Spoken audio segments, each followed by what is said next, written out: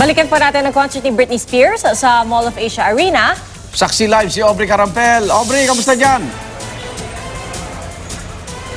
Pia, Igan, jam-packed ang one-night-only concert ni Britney Spears dito sa Mall of Asia Arena.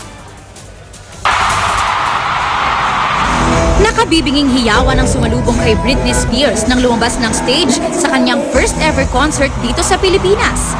Bigay todo siya para sa libo-libong fans. Siyempre pa, inawit ng international pop star ang kanyang hit songs. Kabilang ang Oops, I Did It Again, Baby One More Time, Slave, Womanizer,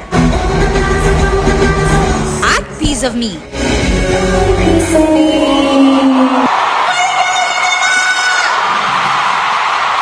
Bago pa ang concert ay kanya-kanyang paandar ang fans kabilang ang ilang naka-Britney costume. Circus po to noong 2009, 2008. Tapos gano'n katagal ka pa na ng 1998 pa po, grade 6 pa lang po ako. Lahat kayo from Cebu? Yes! Traveled from Indonesia. Just want to see Britney. Hi, Manila. This is Miss Britney Spears. I love you, Manila. Sa lobby ng MOA Arena, meron pang nag-showdown.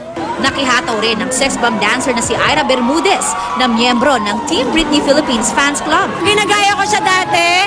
Lahat ng costumes niya, lahat ng sayaw niya, pati yung projection niya, lahat. Pia, Igan, katatapos lang ng concert na tumagal ng halos 2 oras at may ilang kapuso celebrities din tayong nakitang nanood ng concert gaya ni Solen Yusaf at Lovey Poe. Live mula dito sa Pasay City, ako si Aubrey Carampel, ang inyong saksi.